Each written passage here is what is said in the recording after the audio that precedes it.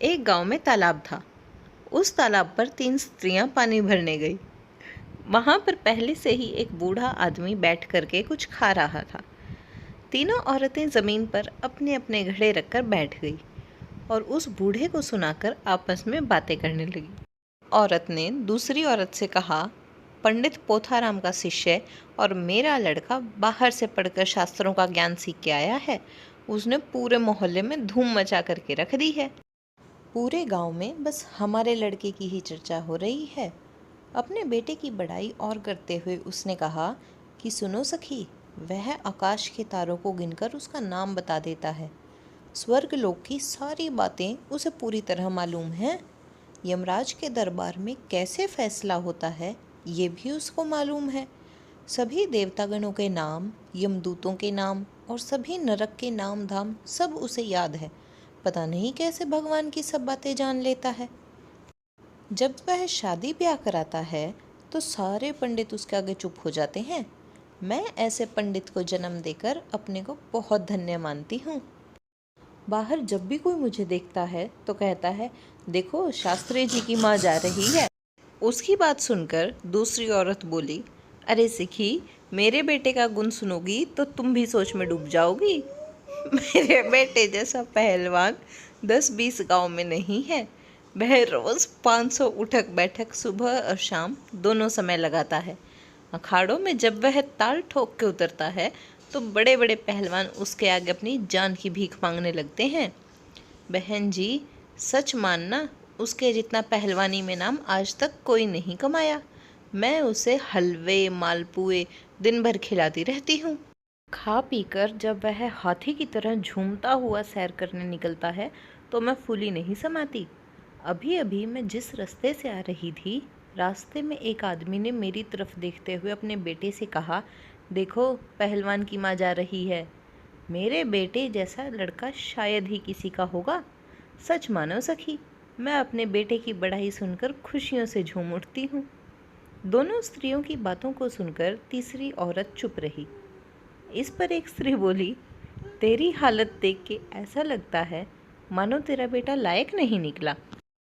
इस बात पर तीसरी औरत बोली, देखो मेरा बेटा जैसा भी है मेरे लिए बहुत अच्छा है। उसे नाम कमाने की लालसा नहीं है। वह बिल्कुल सीधे स्वभाव का है। दिन भर खेतों में काम करता है, शाम को घर आकर घर के लिए पानी भर देता है। घर के काम में उसे फुर्सत नहीं मिल पाती, उतना समय ही नहीं मिलता कि वह नाम कमाए।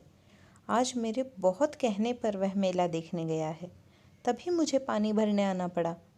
मुझे आज इधर आते देखकर देखने वाले इसी बात पर आश्चर्य करते थे कि मुझे पानी भरने के लिए कैसे निकलना पड़ा। तीनों स्त्रियों की बातें समाप्त हुई तो वे जल्दी जल्दी अपने पानी के घड़ों को भरकर वहाँ से अपने घर के लिए रवाना हो गई। बूढ़ा आदमी भी उनके पीछे पीछे चल पड़ा। थोड़ी दूर चलने के बाद पीछे से 3 युवक आ रहे थे। वे तीनों उन स्त्रियों के लड़के थे। मेले से घर लौट रहे थे।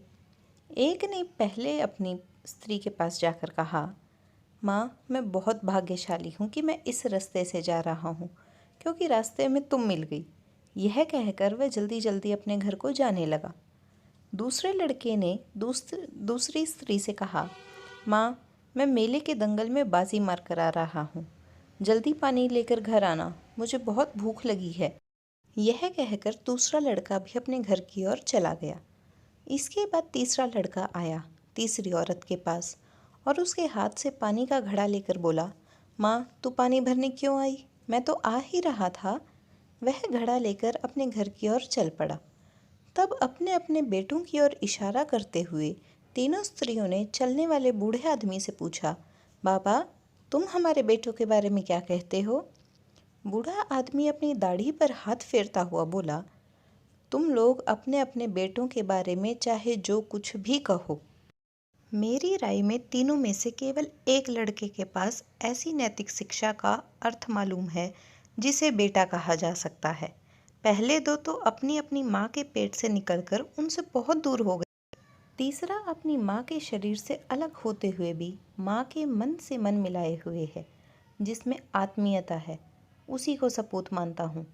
बूढ़े आदमी की बात सुनकर दोनों स्त्रियों के मुंह शर्म से छोटे होकर नीचे झुक गए, जैसे पेड़ से चमगादड़ लटकता है। तीसरी स्त्री का मुंह गर्व से ऊंचा हो गया। कहानी से हमें ये सीख मिलती है कि अगर घर में कोई बुजुर्ग लड़के के सामने काम और लड़का सैर सपाटे और अय्याशी करे तो इससे ज़्यादा शर्म की बात उस लड़के के लिए कुछ नहीं हो सकती। घर के काम में हाथ बटाना, बड़े बुजुर्गों की सेवा करना, जितना हो सके घर का काम बड़ों के करने के बजाय खुद करना, यही एक अच्छे सपूत की पहचान होती है। कहानी पढ़कर कहीं ना जाएं दोस्तों। नीचे कमेंट बॉक्स में जाकर अपना कीमती कमेंट हमें लिखकर ज़रूर भेजें। हमें आपके कमेंटों का इंतज़ार है और हमेशा रहेगा। और चैनल को सब्सक्राइब ज़रूर कर लें और बेल आइकन को भी प्रेस करें ताकि नई कहानियाँ आने पर आपको नोटिफिकेशन ज़रूर मिले।